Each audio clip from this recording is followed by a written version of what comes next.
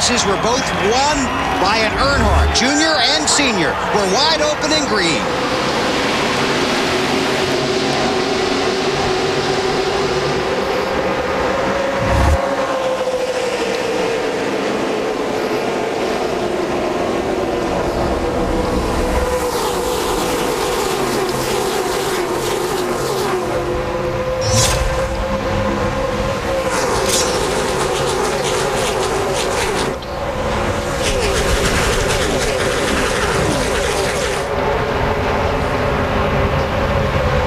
That's half a lap. About a lap from now, they'll be up to full speed. You saw Elliott Sadler dropping to the back. Jeff Gordon trying to pull away at the front. Now they're 2 by 2.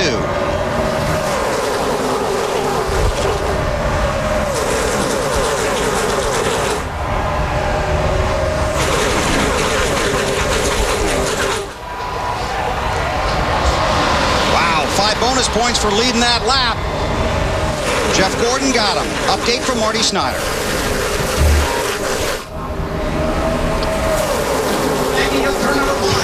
Bill, real quick, Elliott Sadler said before the start, as you mentioned, no first or second gear, said he just wanted to get out of the way. He didn't want to get run over. And I think the reason why he didn't drop to the back, Kyle, is because if he would have dropped to the back, the pack would have left him.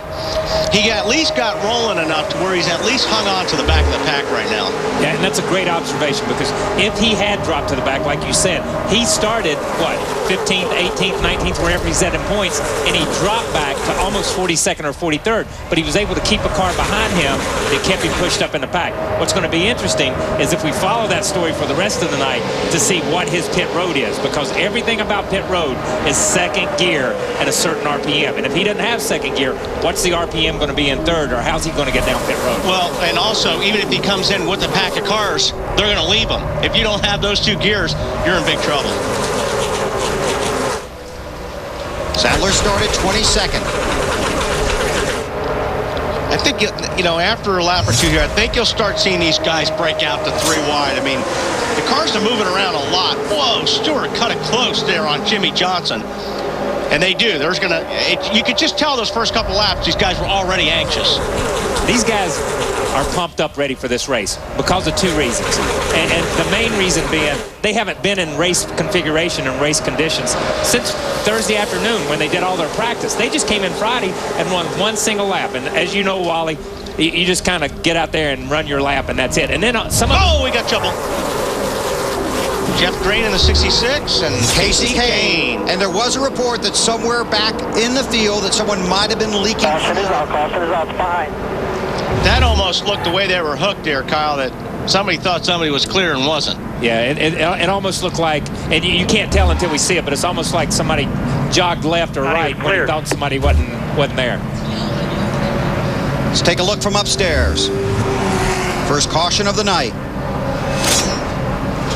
Yep, and that's exactly what it was. Yeah. Jeff Green thought he was clear. Kasey Kahne was just up on his right rear quarter panel, and there wasn't enough room. And it's not like you can jump out of the gas really hard or jump on the brakes. You got people right behind you, but you can see Kasey Kahne was there. Yeah, Kasey was there, but I don't think Jeff had any idea that he was there, because this early in the race, Jeff was driving a conservative line. He just swung out a little bit to get down in the corner, and I don't think either one of them knew it. And Jeff had such a solid run last week at New Hampshire. And I'm going to tell you something. Jeff has been taken out of races at Daytona just like this on 2 or 3 different occasions when I was behind him.